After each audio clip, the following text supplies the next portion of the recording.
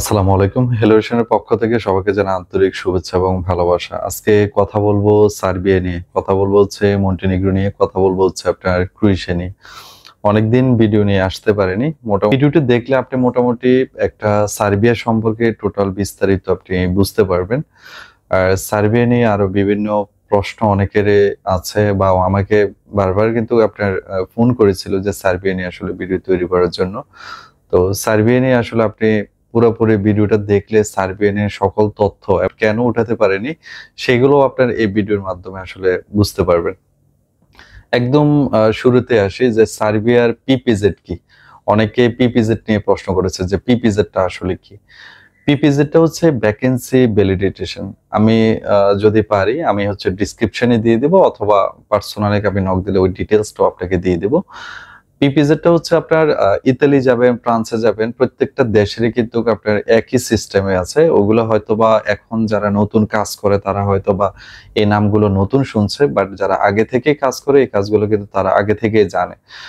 Vacancy ভ্যালিডেটেশন হচ্ছে আপনার একটা কোনো কোম্পানিতে লোক লাগবে 10 জন।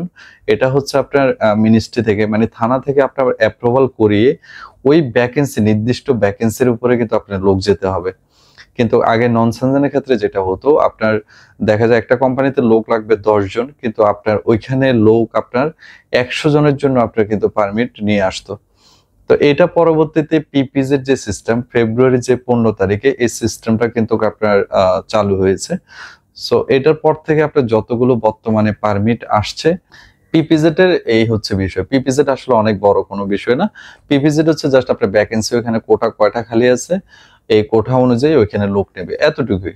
That's it. এটা আসলে অনেক আহামরি কোনো কিছুই না। ইতালিতে আপনারা যারা আমাকে থেকে আবেদন করেছেন বা ইতালিতে যারা যাচ্ছেন আপনারা ওইখানে জানেন ওইখানে হচ্ছে মিনিস্ট্রি অ্যাপ্রুভাল যেটা আপনার ওইখান থেকে এটা করিয়ে তারপরে কিন্তু ওইখানে যেতে হয়। তারপর অনেকে সার্বিয়া নিয়ে প্রশ্ন করেছেন ভাই পারমিট আসতে কতদিন লাগে অথবা আপনার পারমিটের পরে কোন কোন কাজগুলো। তো পারমিট আসলে আসতে কতদিন লাগে আমি আপনাকে বলি। আপনি যখন থানা থেকে অ্যাপ্রুভাল মিনিস্ট্রি এটা কিন্তু আপনি চাইলে যদি লয়ার যদি স্ট্রং হয় অথবা এখানে কোম্পানি যদি স্ট্রং হয়ে থাকে যে থানা থেকে যে অ্যাপ্রুভালটা এটা আসার পরে হচ্ছে আপনার পরবর্তীতে ধাপ হচ্ছে আপনার পারমিট ইস্যু হওয়া। পারমিট যখন আপনার ইস্যু হবে পরবর্তী ধাপ হচ্ছে এমবাসিতে সাবমিশন করা। তো এটা পরে আসছে, আগে আপনার ওইখানের যে কার্যক্রমগুলো সার্বিয়াতে আসলে আপনার পারমিটটা কিভাবে ইস্যু হয় এটা একটু বলি। যখন আপনার পিপিজেড অ্যাপ্রুভাল আপনার কমপ্লিট হয়ে গেল পরবর্তী ধাপটা হচ্ছে আপনার পারমিট ইস্যু হওয়া। তো পারমিটটা আপনার ইস্যু হতে এটা আসলে কতদিন লাগে। যেমন ধরেন আপনার একজন সার্বিয়ার একটা কোম্পানি কোনো একটা স্বনামধন্য প্রতিষ্ঠান হয়তো বা বড় কোনো কোম্পানি ওইখানে হয়তো বা আপনার যে লয়ার আছে উনিও সবকিছু ঠিকঠাক এবং উনি যদি প্রপারলি যদি কাজ করে সেটা আপনার 7 দিন থেকে শুরু হয়, 7 দিন থেকে 30 দিন। এটা মানে 7 দিন থেকে 30 দিন, 25 দিন, 20 দিন, 15 দিন, এই 7 দিনের মধ্যে কমপ্লিট করা যায়। তো এটা ডিপেন্ড করতেছে ওইখানে পেমেন্টের কিছু বিষয় থাকে, লয়ারের সাথে আপনার যে এগ্রিমেন্টের অনেক কিছু থাকে। চাইলেই আপনি যে হুটহাট করে বের করে ফেলতে পারবেন বিষয়টা এমন না। এটা হচ্ছে একটা নিয়মের মধ্যে গিয়ে একটা রুলস এর মধ্যে গিয়ে পরবর্তীতে আপনি কিন্তু এখানে পারমিট গুলো ইস্যু হয়। পারমিট যদি ইস্যু হয়ে যায় পরবর্তী ধাপটা হচ্ছে আসলে কি পরবর্তী ধাপটা হচ্ছে আপনি শুধু এমবাসিতে ই পোর্টালে সাবমিশন করা। অনেকে একটু ধারণা ভুল আছে যে আসলে ই পোর্টাল মানে হচ্ছে ই ভিসা না।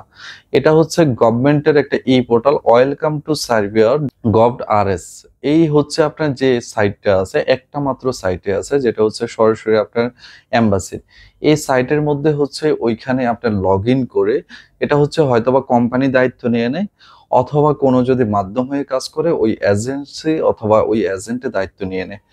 তো কোম্পানিতে যারা কাজ করে দেখা যায় কোম্পানির ওইখানে বিভিন্ন ডিপার্টমেন্ট আছে আলাদা আলাদা। প্রত্যেকটা কোম্পানির প্রত্যেকটা আপনার রিক্রুটারের ওইখানে ডিপার্টমেন্ট আছে। ওই ডিপার্টমেন্ট অনুযায়ী কিন্তু এগুলো ডিফারেন্ট ডিফারেন্ট করে ভাগ করে দেয়। এটা হচ্ছে একটা বিষয়। তো এগুলো হচ্ছে আপনার যখন এই পোর্টালে কি কি সাবমিশন করে আপনার যখন পারমিট ইস্যু হলো আপনার কন্ট্যাক্ট লেটার, ইনভিটেশন লেটার, তারপর হচ্ছে ওইখানে আপনার যে আপনার ফিজ দিতে হয় মানে ডকুমেন্টেশন আপনার প্রপারলি সবগুলো সাবমিশন করে ওইখানে আপনার যা যা আপনার চাই ছবি, তো তারপর হচ্ছে আপনার ফিজ দিয়ে আপনার ওইখানে এগুলো কমপ্লিট করে। যখন আপনার ওইখানে কমপ্লিট হয়ে গেল, এই পোর্টালে সাবমিশন হয়ে গেল, তারপরে ওইখানে লেখা আছে 21 ওয়ার্কিং ডেজ এর মধ্যে তারা অ্যাপ্রুভালটা দিয়ে দিবে, হয়তোবা অ্যাপ্রুভাল না হয় রিজেক্ট। আপনার সার্বিয়ার একদমই হচ্ছে শেষের ধাপ হচ্ছে আপনার রেজাল্ট আসার, একটা হচ্ছে আপনার অ্যাপ্রুভাল না হয় হচ্ছে রিজেক্ট। যখন আপনার চলে আসবে মোটামুটি আপনার অ্যাপ্রুভাল, এর পরবর্তীতে ধাপ হচ্ছে আপনার কোম্পানি থেকে, যদি আপনার কোম্পানি যদি দায়িত্ব নেয় সেক্ষেত্রে কোম্পানি হচ্ছে পাসপোর্ট গুলো নিয়ে এম্বাসিতে যায়, অথবা আপনি নিজেও যেতে পারবেন। এম্বাসিতে আসলে দুই ধরনের সিস্টেম আছে, সরাসরি অ্যাপ্লিকেন্টও যেতে পারবে, তারপর হচ্ছে আপনি যেতে পারবে হচ্ছে কোম্পানি থেকে, যদি আপনাকে অথরাইজ করে দেয় আপনি অথরাইজ হয়েও আপনি ঢুকতে পারবেন। তো মূলত সি ক্যাটাগরি এবং ডি ক্যাটাগরি ভিসা এগুলো হচ্ছে আপনার স্টিকার ভিসা। হ্যাঁ, এগুলো হচ্ছে স্টিকার ভিসা। সো আপনি ওইখানে স্টিকারটা লাগতে হচ্ছে লাগতে সময় লাগবে সর্বোচ্চ আপনার 24 ঘন্টা থেকে 72 ঘন্টা, এর মধ্যে কিন্তু আপনি স্টিকারটা দিয়ে দেয়। অ্যাপ্রুভাল মানে আপনার হচ্ছে স্টিকার রেডি, মানে অলরেডি আপনার ভিসা কমপ্লিট হয়ে গেছে, এখন শুধু আপনি স্টিকারটা পাবেন, এতটুকুই। সেম এটা মন্টিনিগ্রোর ক্ষেত্রে, সেম হচ্ছে এগুলো ননসেন্সের ক্ষেত্রে, যেগুলো এখন বর্তমানে এই পোর্টাল সিস্টেম চালু করেছে প্রত্যেকটার একই সিস্টেম। সো এই কাজগুলো অনেক ইজি হয়ে গেছে। আগে হচ্ছে আপনার হার্ড কপি দেওয়া লাগতো, তারপরে এগুলো সাবমিশনের একটা ব্যাপার ছিল। এখন কিন্তু এই পোর্টালটা আসার পর থেকে কাজটা অনেক ইজি হয়ে গেছে। তো টোটালি আপনাদেরকে আমি যদি বলি সার্বিয়ার কাজটা আসলে কতদিনে কমপ্লিট হতে পারে, কেউ যদি আপনার 7 থেকে 10 দিনের মধ্যে যদি আপনার পারমিট যদি ইস্যু করাতে পারে, আপনার পিপিজেড অ্যাপ্রুভাল চলে আসলো, তারপরে আপনার হচ্ছে ওইখানে সরাসরি আপনার মনে করেন যে আপনার 15 দিনের মধ্যে পারমিট ইস্যু হয়ে গেল বা 10 দিনের মধ্যে, পরবর্তী ধাপটা হচ্ছে অনলাইনে সাবমিশন করে ফেললো, হয়তো বা 2 থেকে 3 দিনের মধ্যে কমপ্লিট করে ফেললো। বাকি পরবর্তীতে হচ্ছে 21 ওয়ার্কিং ডেজ। আমি আপনাদেরকে বলেছিলাম যে 40 থেকে আপনি 60 ওয়ার্কিং ডেজ এর মধ্যেই আপনার ভিসাগুলো আপনার কমপ্লিট করা সম্ভব। তো সার্বিয়ার আসলে কেউ যদি আপনার পেমেন্ট যদি আপনার সবকিছু ঠিকঠাক মতো যদি সময় মতো লেনদেন করতে পারে, লয়ারকে যদি লেনদেন ওই ঠিকঠাক মতো পেমেন্টটা দিতে পারে, এবং লয়ারে যদি সবকিছু যদি ঠিকঠাক মতো করে দেয়, তাহলে আসলে মূলত আপনার কাজগুলো কমপ্লিট করতে ওই টাইমের মধ্যে আসলে হয়ে যায়। এবং সেই ক্ষেত্রে আসলে সমস্যা কি কি ফেস করতে হয় আপনাদেরকে আমি বলি। দেখা যায় একটা কোম্পানিতে লোক নেবে 100 জন, এর মধ্যে বাংলাদেশি লোক নেবে হচ্ছে আপনার হয়তোবা 20 জন, তারপর ইন্ডিয়া থেকে নিবে হচ্ছে আপনার 20 জন, হয়তোবা নেপাল থেকে নিবে 20 জন, এইভাবে বিভিন্ন কান্ট্রি থেকে তারা কিন্তু লোক নিয়ে নেয়। তো এখন বাংলাদেশিদের ক্ষেত্রে যে সমস্যাটা ফেস করতে হয়, বাংলাদেশিদের ক্ষেত্রে যে ঝামেলাটা ফেস করতে হয়, দেখা যায় এক হচ্ছে নন স্কিল ওয়ার্কার, এটা একটা সমস্যা।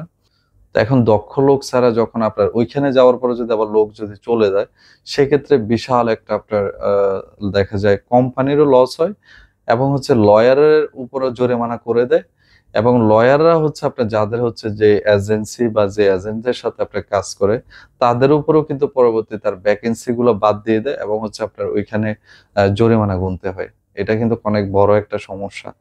তো এই সমস্যাগুলো আপনার অনেকেই ফেস করে আসছে, যারাই আপনার কাজ করতেছে আপনার এই সমস্যাগুলো কিন্তু ফেস করতে হয়, যার জন্য অনেকে বাংলাদেশিদের জন্য ভ্যাকেন্সি দিতে চায় না, হয়তো মিডল ইস্ট থেকে নিতে চায় অথবা অন্যান্য দেশ থেকে নিতে চায়। এটার একমাত্র কারণে হচ্ছে আপনার এটা যে বাংলাদেশে হচ্ছে প্রথমত হচ্ছে আপনার এখানে অনেকে কাজ জানে না, আর পরবর্তীতে যে জিনিসটা হচ্ছে এখান থেকে গিয়ে ওইখানে চলে যায়। তো এখান থেকে যদি গিয়ে ওইখানে যদি আপনার চলে যায়, পরবর্তীতে যাদের আপনার ভিসা আসার সম্ভাবনা আছে তাদেরগুলো আপনার রিজেক্ট করে দিবে। আমিও সেম কিছুটা সমস্যা, আপনার এই সমস্যাটার মধ্যে আমিও পড়েছি আপনার এই সার্বিয়া নিয়ে ক্ষেত্রে। অনেকে আছেন যে আসলে আমার কাছে হচ্ছে প্রথম ধাপে হচ্ছে কিছু ফাইল আপনার এখানে জমা করেছিলাম, সেকেন্ড ধাপে তাদের ফাইলগুলো জমা করেছিলাম। তো প্রথম স্লটের গুলোর জন্য কিন্তু ভিসা কালেক্ট করার জন্য আপনার এসেছিলাম, আমার হয়তো বা আপনার গ্রুপে বা অন্যান্য জায়গায় আসলে দেখেছেন যে এইগুলোর জন্যই আসলে মূলত আপনার দিল্লিতে এসেছিলাম। কিন্তু এখানে আসার পরে 1 সপ্তাহ পরে আমি 15 তারিখের মধ্যে আমার কাজগুলো কমপ্লিট করে আবার দেশে চলে যাওয়ার কথা ছিল। পরবর্তীতে আপনার এখানে যে সমস্যাটা ফেস করি, ওইখান থেকে লোক প্রায় 10 থেকে 14 জন একই কোম্পানি থেকে লোকগুলো চলে যায়। পরবর্তীতে অনেক টার্মস এন্ড কন্ডিশন দিতে থাকে, এই টার্মস এন্ড কন্ডিশনের জন্যই কিন্তু পরবর্তীতে আসলে এই লেটটা হয়ে যায়। এবং দুজনের মধ্যস্থ থেকে যেটা ভালো হয়, নিয়ে যদি একটু কথা বলি, মন্টিনিগ্রো আপনার সার্বিয়া এম্বাসি একটাই এম্বাসি। তো মন্টিনিগ্রো দীর্ঘ যাবৎ বন্ধ ছিল, বাংলাদেশের অনেকেই মন্টিনিগ্রো কাজ করেছিল, আমি নিজেও কাজ করতেছিলাম। পরবর্তীতে ওইখানে সবগুলো ক্যান্সেলেশন করতে হয়েছে। ক্যান্সেলেশন বলতে অ্যাপ্লিকেন্ট থেকে ক্যান্সেলেশন, ওইখান থেকে তো আর আমাদেরকে ক্যান্সেলেশন করে দেয় না, বাট অ্যাপ্লিকেন্ট থেকে ওগুলো কথা বলে ক্যান্সেলেশন করিয়ে। আর ক্রোয়েশিয়ার ব্যাপারে একটু কথা বলি। ক্রোয়েশিয়ার কিন্তু আপনার গত ফেব্রুয়ারি এবং মার্চে তাদের কিছু কিছু জিনিস পরিবর্তন, ল পরিবর্তন করেছে। এই পরিবর্তনগুলো করার জন্য কিন্তু তাদের ট্যাক্স এখন অনেক বেড়েছে। আপনারা হয়তো যারা ক্রোয়েশিয়াতে আছেন অথবা ক্রোয়েশিয়ার বাইরে আছেন, এই ব্যাপারগুলো হয়তো আপনারা জানেন। ওইখানে হচ্ছে আপনার যে এখন যে বর্তমানে ট্যাক্সটা আপনার অনেক বেশি আপনার কিন্তু দিতে হচ্ছে, ট্যাক্সটা তারা বাড়িয়েছে। তারপর অন্যান্য স্যালারি কিন্তু বেড়েছে, এটা তো আগে থেকে আপনার স্যালারি, আপনারা জানেন যে স্যালারি অলরেডি বেড়েছে এর আগে। তো সবকিছু মিলিয়ে এইগুলোর জন্য কিন্তু পারমিট গুলো ইস্যু হতে অনেকটাই বিলম্বিত হয়েছে। যে পারমিট গুলো আসার কথা ছিল 3.5 মাস 4 মাস, সেই পারমিট গুলো 5.5 মাস 6 মাস পর্যন্ত পৌঁছে গিয়েছে। তো এটা একমাত্র ওইখানের কারণ হচ্ছে আপনার নন সিজনাল যে কাজগুলো করতে, এই নন সিজনাল কাজ করতে। সিজনাল ওয়ার্ক পারমিট কিন্তু অনেকে জানেন না, ওইখানে 2 ধরনের পারমিট ইস্যু করা যায়, একটা হচ্ছে সিজনাল, একটা হচ্ছে নন সিজনাল। যদি আপনি সিজনালে যদি নিয়ে আসেন, সেক্ষেত্রে কিন্তু আপনি খুব অল্প সময়ে পারমিট নিয়ে আসা যায়। অনেক ক্ষেত্রে 35 দিন, 40 দিন, 45 দিন, 50 দিনেও পারমিট নিয়ে আসা যায়। কিন্তু নন সিজনালের ক্ষেত্রে একটু সময় কিন্তু বেশি লেগে যায়। এখন সিজনাল নন সিজনাল কি, এগুলো নিয়ে হচ্ছে পরবর্তীতে আমি একটা ভিডিও নিয়ে আসবো, ইনশাল্লাহ ওইখানে দেখবেন। সার্বিয়া নিয়ে হচ্ছে আরো বিস্তারিত অনেক তথ্য দিব। সার্বিয়ার টোটাল যে বিষয়গুলো আমি খন্ড খন্ড আকারে আপনাদেরকে দেওয়ার চেষ্টা করব। আপনার কোম্পানি থেকে যদি না চলে যায় লোক, তাহলে আপনি দেখা যায় বাংলাদেশের যে শ্রম বাজারটা, এই শ্রম বাজারটা ঠিক থাকবে। অনেকে গিয়ে ওইখানে চলে যায়, বাট পরবর্তীতে যারা যাবে বা যাওয়ার জন্য আবেদন করেছে, প্রত্যেকের আবেদন ক্যান্সেল হয়ে যাবে।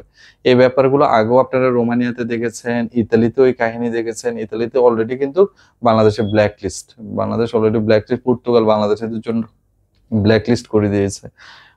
স্পেন আরো অনেক আগ থেকে ওয়ার্ক পারমিট ভিসা আপনার তারা দিচ্ছে না, ফ্রান্স আপনার দিচ্ছে না। ইউরোপের অনেক দেশে কিন্তু বাংলাদেশি পিপলদেরকে কিন্তু আপনার এই শ্রমবাজারটা কিন্তু আপনার তাদেরকে সুযোগ করে দিচ্ছে না। এর একটাই কারণ, এখান থেকে লোক গিয়ে অন্য জায়গায় চলে যায়, এই কোম্পানিতে গিয়ে অন্য জায়গায় চলে যায়।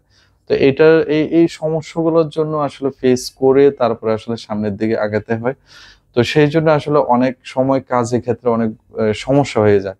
সেই সমস্যাগুলো আবার সলভ করে নতুন ভাবে হয়তো টার্মস এন্ড কন্ডিশন গুলো আবার মেনে পরবর্তীতে আবার কাজগুলো কমপ্লিট করে দিতে হয়। তো এতটুকুই। তো সবার জন্য শুভকামনা, সবাই ভালো থাকবেন, সুস্থ থাকবেন, আর আমার জন্য দোয়া করবেন। ইনশাল্লাহ রেগুলার ভিডিও নিয়ে আসবো বিভিন্ন তথ্য নিয়ে, সার্বিয়া সম্পর্কে, ক্রোয়েশিয়া সম্পর্কে, আপনার ইউরোপের প্রত্যেকটা দেশের সম্পর্কে